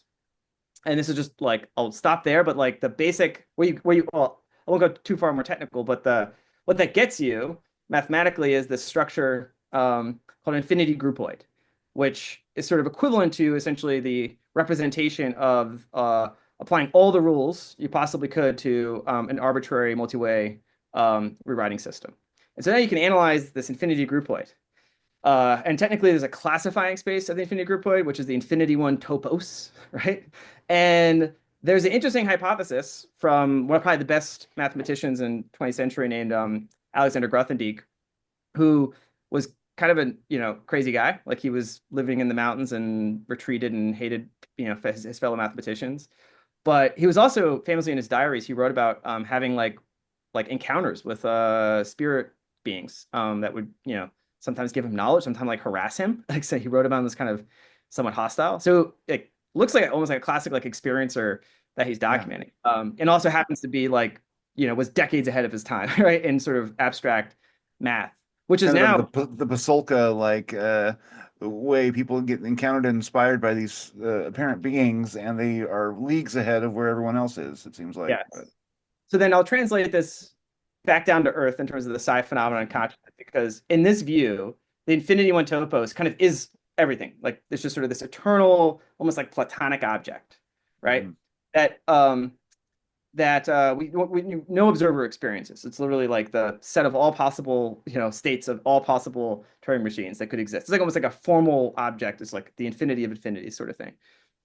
But there's a well-constructed mathematical hypothesis it's called the Grothendieck homotopy hypothesis, which is that an infinity groupoid is a topological space. A topological space is just much more down to earth. It's like what we use to model manifolds that we call spaces that have certain smoothly differentiable forms that we can model. Space-time, right, is a topological space. So in Einstein's general theory of relativity, right, like that's a topological space that we model it with. And so it's very interesting to have this super abstract, the top of this sort of abstract tower of math, in Grothendieck's hypothesis, like that is a topological space. It almost is the definition of what a topological space is. And that, in a sense, you could say observers are sort of slicing, right? It's sort of the process of like sort of foliation in the Girardian model. Kind of, there's this massively complicated graph with all sorts of complicated structure happening, dynamics happening. And observers, taking a very narrow slice. And how they're slicing that like infinite ball, right, is what sort of determines the world they see. Yeah. And the types of physics they see, as I mentioned. So maybe there's slightly different conditions or criteria or degrees of freedom around that slicing, give an observer a different, view of reality, right? Or aspects to degrees of freedom that normally aren't exposed to it, would be sort of like the metaphor, right? And maybe that's what psi is like, reason, hypothesis when you take psychedelics is sort of relaxing those conditions. Like normally, first person, normal waking consciousness is a highly constrained type of consciousness where you're applying a very strict filter to the types of models that types of information you're taking in to build a model to like navigate, reality and not die, right? But that maybe in certain mental states that can be induced by meditative practices or external intervention or psychedelics, that you're relaxing essentially the strict conditions around that filtering process, right? Or that sort of model construction. And that when you do that, like you literally experience a different world, right? Like the world you see is literally just as ontologically real as the world that you experience otherwise. But it's just fundamentally different. It operates on very different, almost physical principles than the one that you see when you're in first person waking consciousness. So this would, make it hard because you're trying to explain phenomena that you witness in a very altered state that really almost are not possible, right, in your normal state. And so they're just very different domains. That's why it's very confusing for most humans when we experience those domains. Is just they don't have you don't have the conceptual vocabulary to, I've never done DMT, but like the characteristic machine elf kind of like you see entities, but it's this phantasmagoria, highly geometric, shifting patterns, just this overwhelming sensory experience. You just have bare outlines you take back with you. Or when you do, say, sort of psilocybin, it's a very different effect, right? Where you almost are seeing your generative world model kind of zoomed in, right? Like up close. You kind of see the filters relaxed, but not fully destroyed, right? Where the filters of kind of that model construction are the aperture is open wider. So you see all the different, like the parameter space is being like flickered between, right? So I think psi phenomena like that would bucket into that category of exploration. And clearly there's a deep connection to neurophysiology, right? There has to be something, right, that like our cortical structures have evolved to compute, right? In order to translate all this raw sensory data, we do massive filtering, like whatever our eyes get like something like 9 billion bits a second or something crazy, but like your brain only processes like 5 order of magnitude less than that. So we're just throwing out huge amounts of data that are coming into our sensory apparatus to construct a model that allows us to procreate and not get eaten. So I think this is what, like the who's the other guy who's kind of the case against reality? What's his name? Oh, Donald Hoffman. Yeah, Hoffman. Yeah. I don't go all the way he goes, and actually he and Wolfram had a good conversation where he had this whole like non-Markovian dynamics, and they like nerded out on this stuff. And Wolfram's view was that his sort of model was like a special case of their more general model, right? That Hoffman was sort of applying extra conditions or extra stipulations to sort of parameterize his model that are just that can be generalized and are consistent with Wolfram, but that's a separate, we'll see. But it's very similar to his idea that it almost goes back to Kant, this idea that you see the world you see because of the consistency conditions that are placed on being a rational observer of the kind we are, and that we develop models of that, but that's not like that's phenomena, right? And then the real world, like the underlying nature, is unknown to us. That's now. And maybe there's a trick though that Kant didn't think about, which was, he thought there were just one set of sort of rational principles that every human being or any rational subject kind of was just stuck with, or like they're sort of they're finely tuned, and they're like there can only be minds of a certain character, and therefore all rational minds will agree on these sorts of causal consistency conditions. So like we'll agree that the universe obeys these laws and has these structures. But you could relax kind of the Kantian view where it's not just you have a very rigid set of like rational principles that are uniform throughout all potential rational minds. You could have like a pretty more like loosey-goosey set of filters or parameters you could tune up or down in terms of how the mind is constructing a model of its environment, and that in certain parameters it looks like human first person experience of our everyday environment. But if you radically shift those parameters, the world they see and the world that's real is very different than that. So I think that's the direction you have to kind of go to take psi phenomenon seriously in a naturalistic worldview. And I think the problem is most physicists, because they have this folk metaphysics that's just billiard ball basically, all the way down, they almost rule out by assumption, the possibility of psi phenomena. So they don't even know to look for it or to take the data Exactly seriously. right. Yeah, Yeah. I don't think that's not an almost. I think that's exactly what's happening. Yeah. It struck me what you were just saying there. There's something I read many years ago, Ilya Prigogine's notion of in statistical mechanics, this idea of escaping to a higher order, where you can have some kind of stable equilibrium, which clearly we have in normal human consciousness. And I wonder if there's an interesting connection here in terms of maybe relating to or accessing whatever non-human intelligence seems to be presenting us, that we could, instead of just relaxing constraints and becoming a little bit more loosey-goosey, actually shift into something that's stable, but is Mhm. accessing reality in a different kind of way. Yes, and in fact, I was talking to a neuroscientist who's interested in this phenomena, um, and neuroscientists, right? Like they want to model. You're trying to pick the part of the brain you want to think about because you can't really do everything. But you think about, you can sort of zoom into, subcortical structures. You can take, whole brain encephalography, or take macro scale measurements. And a big problem in computational neuroscience right now is trying to find like the multi-scale model, right? It's like, because the brain is clearly like this highly almost fractal structure, right? That is generating this immensely complex emerging phenomena. And that you can imagine that there's, we know that there are certain like entrainment states that are associated with certain mental states. And even in these like protocols, right, whether it's CD5 or the Monroe tapes, like they use hemisync, they use a certain, or even like the transcendental meditation traditions, like holotropic breathing, and it's all about essentially entraining a certain physiological state that is meant to induce a certain neurophysiological state that's meant to induce a certain cognitive state, and maybe change essentially the basic kind of conditions around consciousness and sort of shift right. But it's, yeah, to your point about the statistics of this and whether there's almost like quanta, right, whether there are in if you're modeling like say the vibratory modes of whatever that higher level pattern are, whether they're essentially eigenvalues that are stable states, Yeah, yeah. right? And that there's it's a complex system, but maybe that complex system has multiple attractors in its phase space, right? To mod, if you're using that language, like we're in a certain phase sort of attractor state, like a certain basin here, and it's like it's a stable up to a point, right? Like you get hit in the head, right? You get a little disoriented, and then your brain reconfigures, and you go back to the normal sort of basin state.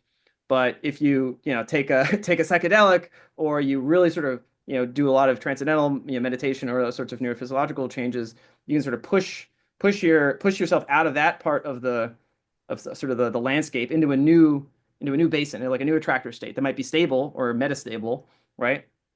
And that's formally corresponds like a different configuration, right?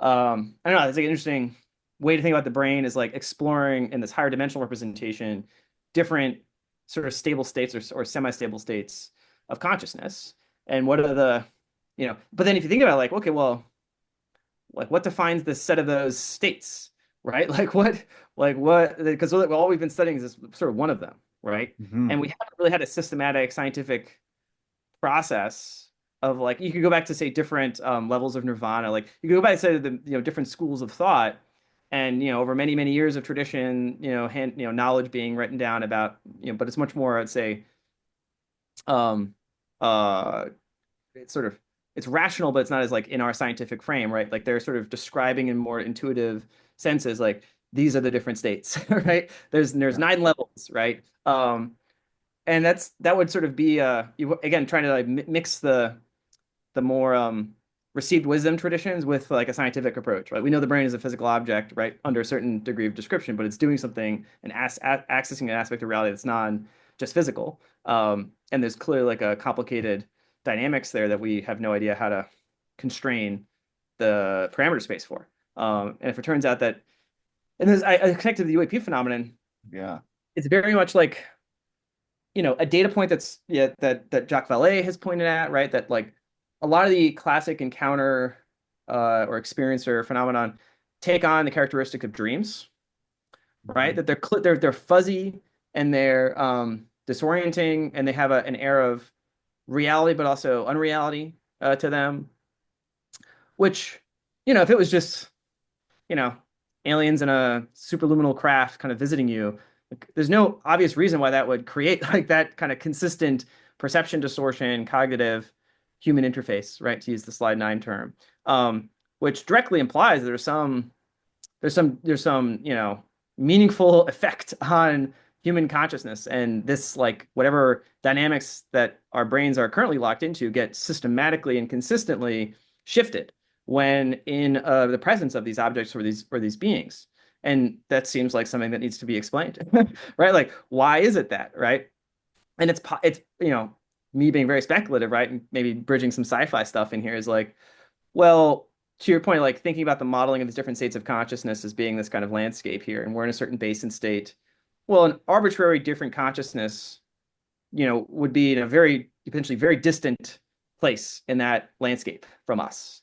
And we know from like just trying to translate between like humans and whales, it's very hard, right? So maybe you kind of need to get close to us, and then we need to get close to them, like the basic, mental states, especially if say, telepathy was real, which would sort of be how you would want to engage here.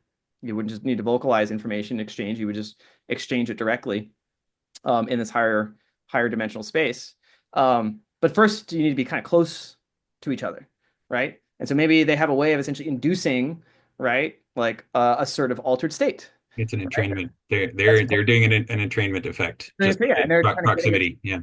getting us close to them. Maybe they're doing the same to themselves, or maybe that's the function of the beings and the craft is that they're sort of engineered, right, to get close to us, right? Yeah. Imagine we send probes out to some arbitrary civilization. There's no reason why they'd be in Wolfram's term close to us in like real space, meaning that whatever path of evolution they followed, right, led them to some way of slicing reality that could be very different from us, which would make them almost unintelligible to us. Or It's like, invisible. Yeah. yeah, like we're trying to develop AI models to translate between us and whales, but like we actually we share a lot in common with whales. We're both social creatures. We've evolved on the same planet, right? We both have basic same needs, right? Reproduction, social protection, in group, out group. Then so like it's feasible that like you could parameterize the conceptual space of whale language, whale song, and human concepts. That's exactly what like AIs are supposed to do, right? You sort of represent the relations between these different um, sort of basic inputs in a higher dimensional vector space, and you basically do the representational mapping.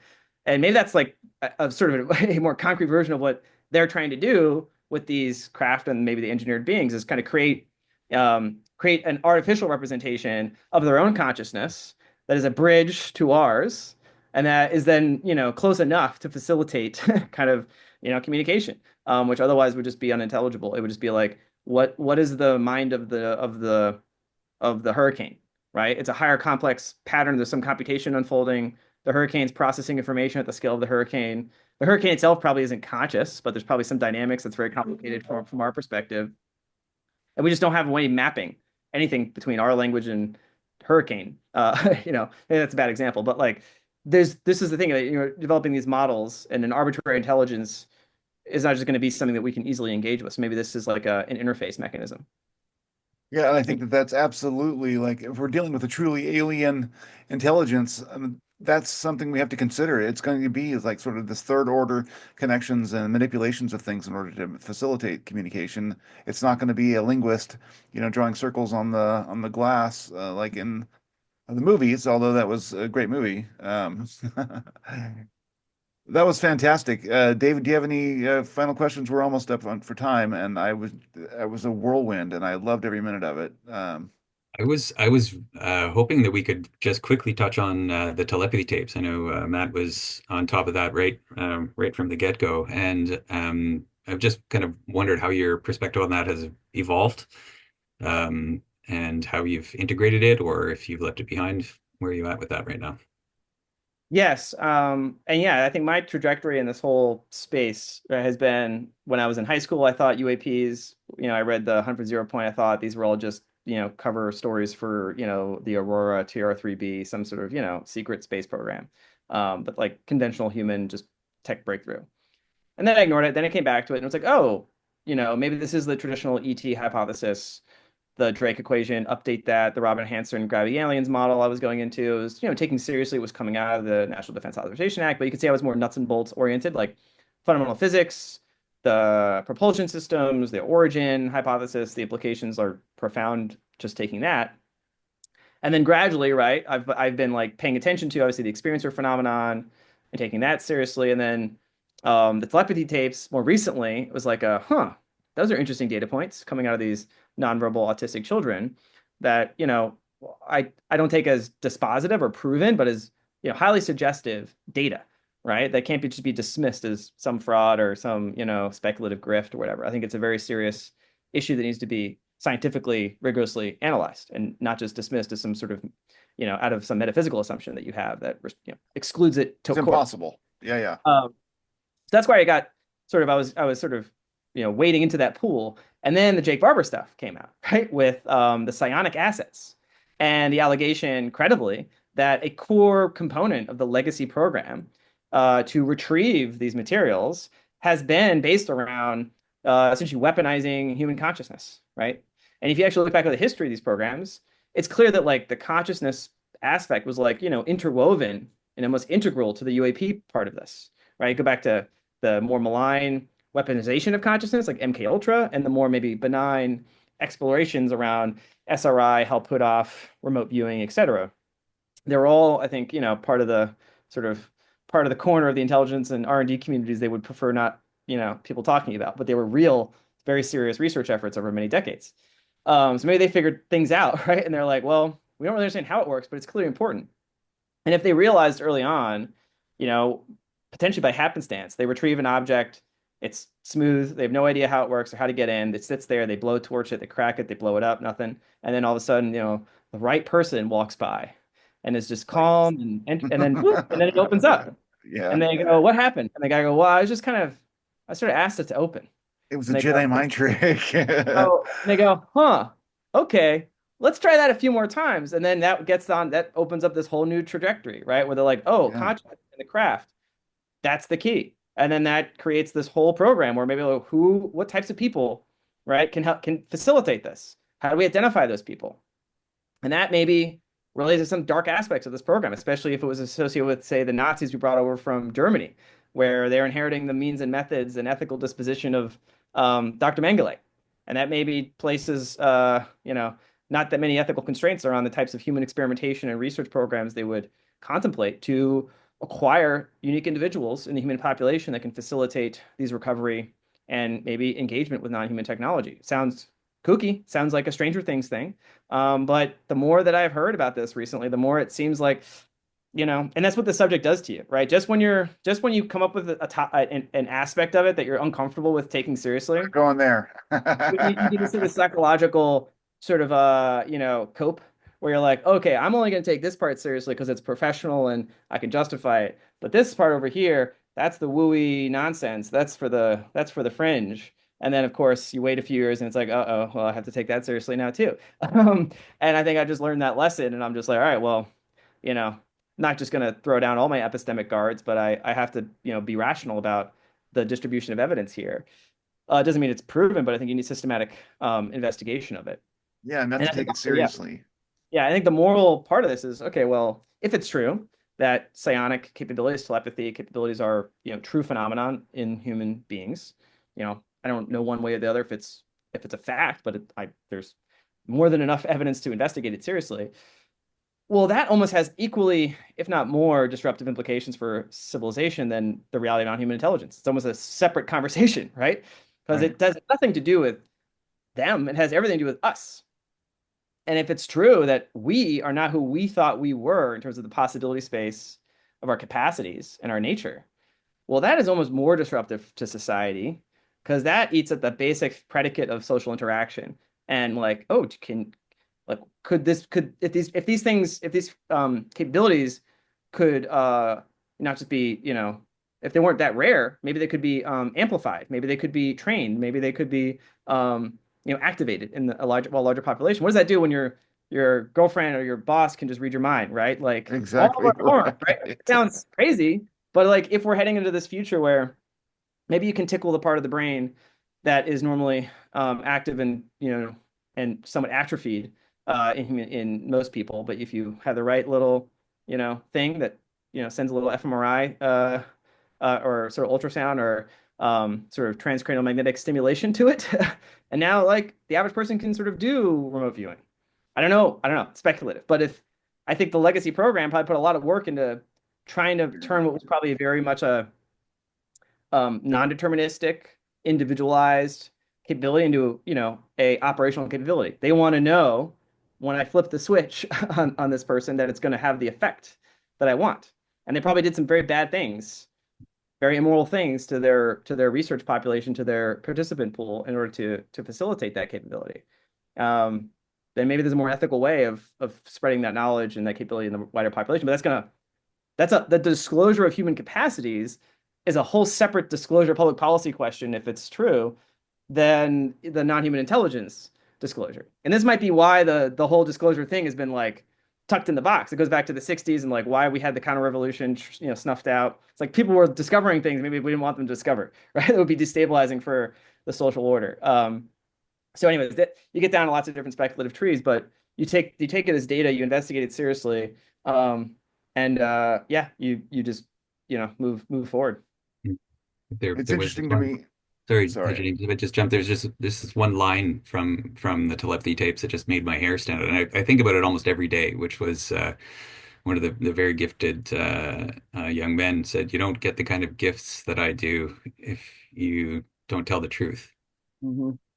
And there's something so profound about that. It's and very much just along the lines of what you were just saying. It seems like that puts the ball squarely in our court. It seems kind of interesting that that's coming out at the same time that NHI are showing up, as in a sense it's kind of there's something that's being encouraged, a kind of phase transition for us as a species, something Yeah. like that to meet them where they're coming from, and maybe that's a key component. Yeah, and I would have two last takes on that. Like one, again, there's like the version of this which is like don't mid curve it. Like the hallmark kind of grade school like morality just is the bit. Like don't overthink it, be a good person, Yeah, don't yeah, lie. It's totally. like not metaphysical. But if I'm being like, again, I'm an analyst, I'm a paranoid, government intel guy, right? If you're engaging with an unknown population, you want to engage with the people that can't lie. It's almost like the the three body problem, right? Where like the other intelligences, they don't understand the concept of lying, right? So they're engaging, oh, like we only talk to the people that aren't going to lie because we don't want to be deceived, right? So it's almost like an interaction protection mechanism. It's like only the consciousnesses on a given planet can interact with you. You filter the ones out that are going to potentially be deceptive because you don't trust that interaction. So you're only going to enter. So you can see it as a moral call to uplift humanity. You could also see it as just a basic protection mechanism to engage with like an unruly, somewhat untrustworthy human population. Is like we're gonna only talk to the people that we know can't lie to us, right? To kind of get an insight into your population. And I don't know, I don't know how that would be interpreted by us. It's like, oh, these are all nice people, like they're super nice, they tell the truth, and we all hang out on the hill. And it seems like a great spot, right? It's almost like the literal like heaven, right? And could be a great place. Um, but I don't know what I don't know, right? About like the interaction structure and the ultimate motives of whatever higher intelligence that may be interacting with us is. So I presume not to land on any firm conclusions until I learn more. And I think that's the golden quote right there. I mean, that we are so convinced of most people are, of our scientific institutions and the things we've discovered that we have lost a lot of our humility as a species. And these conversations are just like, we really have not a lot figured out. And there's so much more possible in this universe that we need to kind of rethink how we approach it and how we engage. Thank you so much, Matthew, for taking the time and having this wonderful exploratory conversation. I appreciate you very much. It's Yeah, brilliant. Thank you very much. my brain is mush now, but it was great.